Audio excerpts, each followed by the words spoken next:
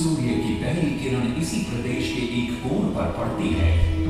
इसी स्थान पर कभी संसार का सबसे भव्य और विशाल सूर्य मंदिर बनवाया गया था।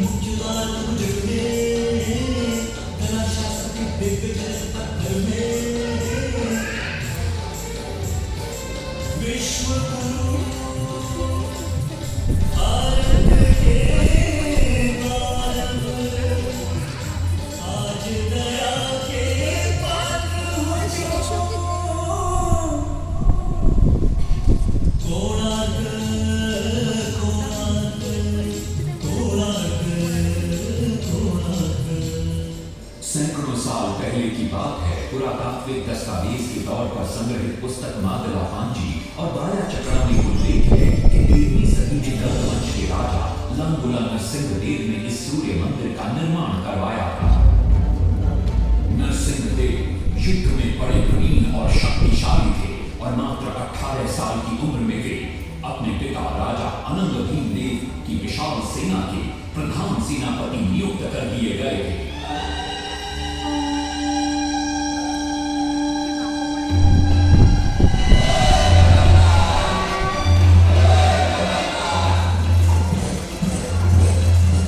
सेनापति बनने के बाद नरसिंहदेव ने अपने कुशल नेतृत्व से दक्षिण के कई आक्रमणकारी राजाओं को युद्ध में हराया।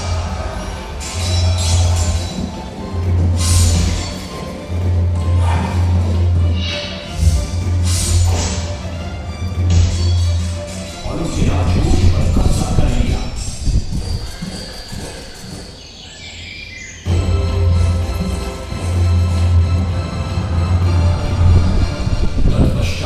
उन्होंने विजय पूंगा, जिसे आज हम वारंगल के नाम से जानते हैं।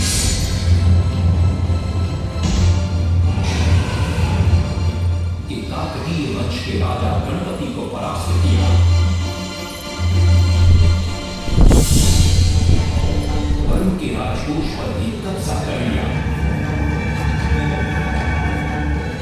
3 वर्षों तक निरंतर युद्ध के पश्चात जब वे बहुत सारी धन संपदा लेकर कलिंग लौटे तो राजमहल में उनका भव्य स्वागत हुआ।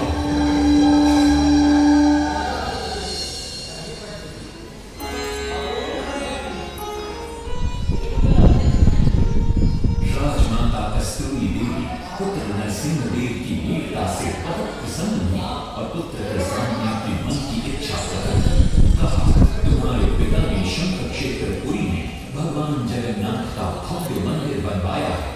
मैं चाहती हूँ कि तुम पद्म क्षेत्र कोणार्क में उससे भी भव्य और विशाल सूर्य मंदिर बनवाओ।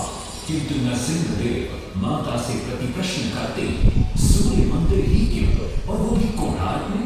तब राजमाता कस्तूरी देवी बतलाती है, द्वापर युग में भगवान श्री कृष्ण के पुत्र सांब बड़े ही सुंदर और सुकुमार थे। वो नारद मुनि को चिढ़ाया करते थे। एक दिन नारद मुनि ने सांब को सबक सिखाने की योजना बनाई और उन्होंने सांब की सुंदरता की प्रशंसा कर उन्हें गोपियों के साथ जल क्रीड़ा करने को उकसाया। वहीं दूसरी तरफ भगवान श्री कृष्ण को जाकर कह दिया कि सांब अपनी मां समान गोपियों के साथ जल क्रीड़ा कर रहा है। श्री कृष्ण इस बात से बहुत क्रोधित हो जाते हैं और वे सांब को श्राप दे देते हैं, जिस सुंदरता का तुम्हें अभिमान है वो तत्क्षण नष्ट हो जाए।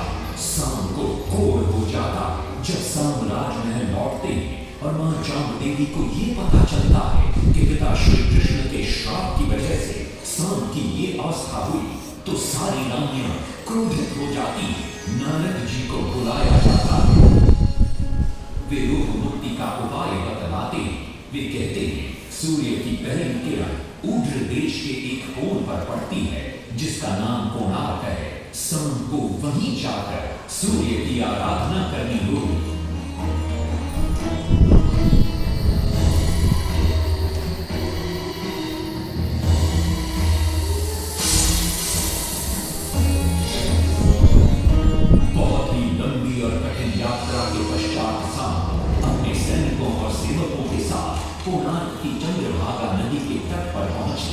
और नित्य प्रातः स्नान के बाद सूर्य की आराधना आरंभ करते हैं।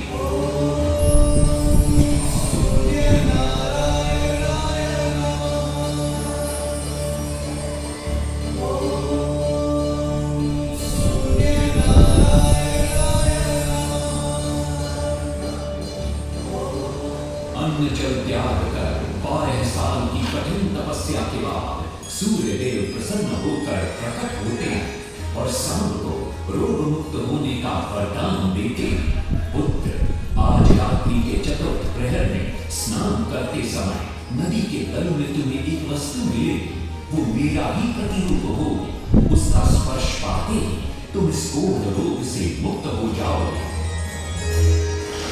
स्नान के पश्चात सांब जब नदी से बाहर आते हैं तो वो रोग मुक्त हो चुके होते हैं। उनके हाथ में एक छोटा सा पत्थर है। उनके सुंदर और सुकुमार शरीर को देखकर सारे अनुचर और सिपाही प्रसन्न होते हैं। सांब उस पत्थर को वहीं स्थापित कर एक छोटा सा मंदिर बनवाते हैं।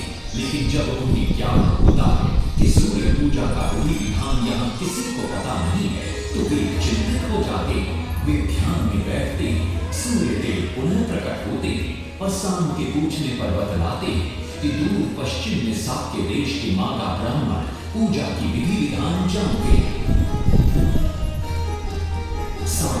साक्य देश की ओर निकल पड़ते हैं जो आज का ईरान है।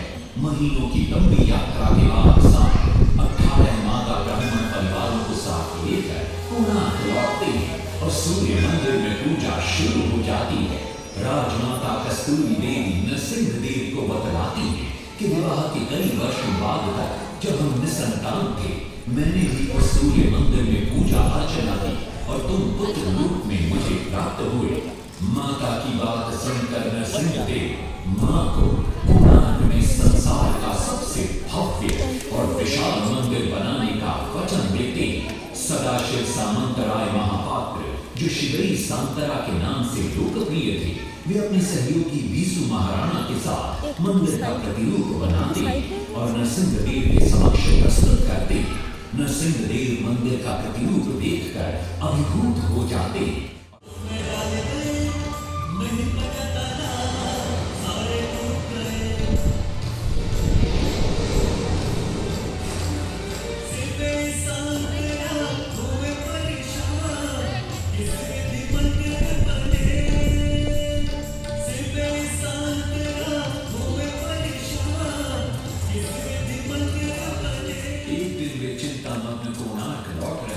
तभी उन्हें प्यास महसूस हुई।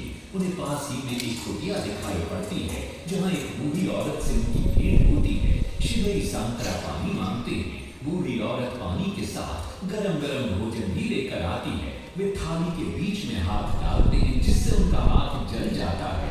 तब वो बूढ़ी औरत मुस्कुराकर कहती है, तुम तो शिवई सांतरा की तरह बीच से भोजन उठाकर खा रहे हो। ये सुनकर शिवई सांतरा को अपनी भूल का एहसास होता है। माता रामचंद्र ने उपाय सुझाया, समझे शिवई सांतरा।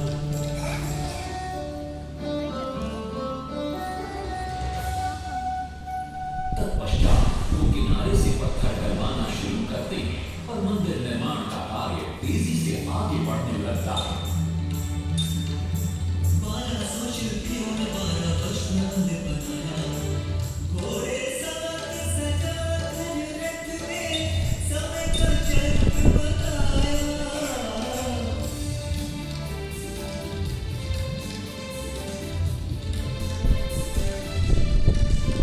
दूसरी तरफ कलिंग के उत्तर के राज्यों के नवाबों के बार बार राज्य पर आक्रमण हो रहे थे। इन आक्रमणों से क्रोधित होकर नरसिंह देव अपनी विशाल सेना को लेकर युद्ध के लिए निकल पड़े।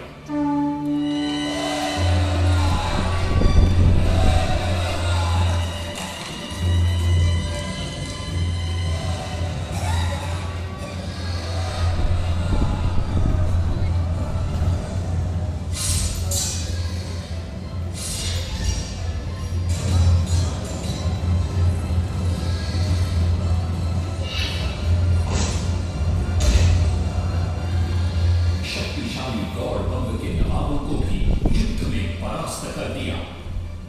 और उनसे प्राप्त सारा धन अपने कब्जे में लेकर सूर्य मंदिर के निर्माण कार्य में लगा दिया।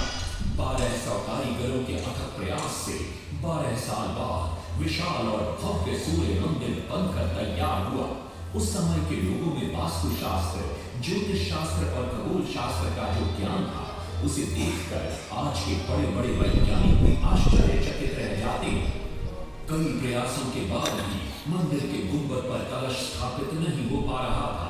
क्रोधित नरसिंहदेव ने आदेश दिया कि कल प्रातः काल तक यदि कलश स्थापित नहीं हुआ तो सबके सर धड़ से अलग कर दिए जाएंगे। सभी शिल्पकार घोर चिंता में डूब जाते हैं।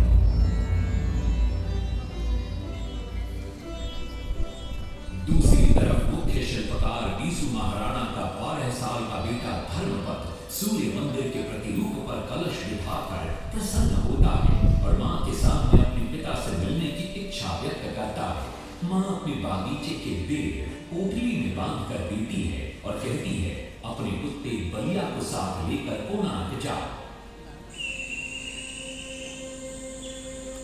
बलिया अपने मालिक को पहचान लेता है और बीसू महाराणा से लिपट जाता है। धर्मपद अपने पिता को प्रणाम करता है और अपना परिचय देता है। सबको चिंता में देखकर वो अपने पिता से इसका कारण पूछता है। कारण जानकर धर्मपद कहता है, अगर आप आज्ञा दें तो मैं मंदिर के गुंबद पर कलश स्थापित कर सकता हूं। शिवेरी सांकरा धर्मपद को अनुमति दे देती है। धर्मपद गुंबद पर चढ़ जाता है और कुछ ही समय के प्रयत्न के पश्चात वो कलश को स्थापित करने में सफल हो जाता है। गुंबद पर कलश स्थापित होते ही नीचे गर्भगृह में चारों दिशाओं में लगे चुंबकों के आकर्षण से सूर्य महाप्रभु की मूर्ति शून्य में स्थापित हो जाती है। सब धर्मपद को कंधे पर बिठाकर खुशी से नृत्य करने लगते हैं।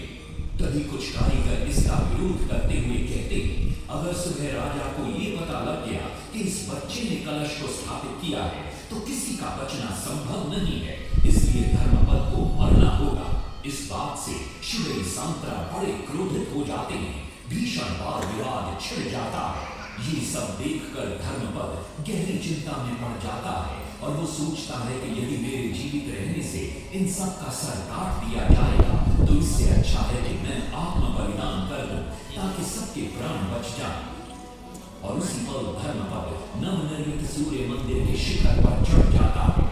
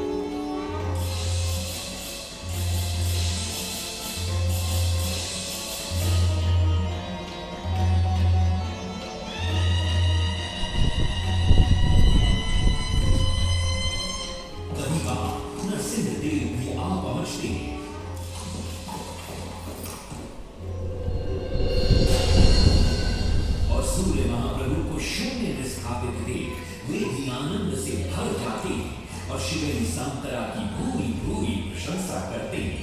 वो ये भी घोषणा करते हैं कि मां शुक्ल पक्ष की सप्तमी को मंदिर की प्राण प्रतिष्ठा की जाएगी। लेकिन शिवेरी सांकरा कहते, राजन तिथि तो अच्छी है, लेकिन मंदिर की प्राण प्रतिष्ठा के लिए ये शुभ नहीं है। किंतु राजा अपनी बात पर अड़ जाते हैं। शिवेरी सांकरा को दुख होता है और कोई वाद विवाद किए बिना वे हमेशा के लिए वहां से चले जाते हैं।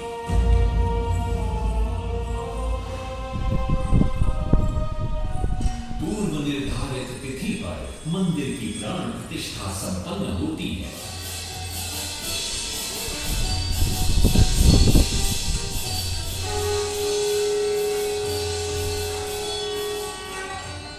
लेकिन कुछ दिनों बाद अमंगल होना शुरू हो जाता है। सबसे पहले विराट सिंह की मूर्ति नीचे आ गिरती है। तत्पश्चात मंदिर की शिलाओं का गिरना भी शुरू हो जाता है। नरसिंह देव को अब समझ में आता है कि शिव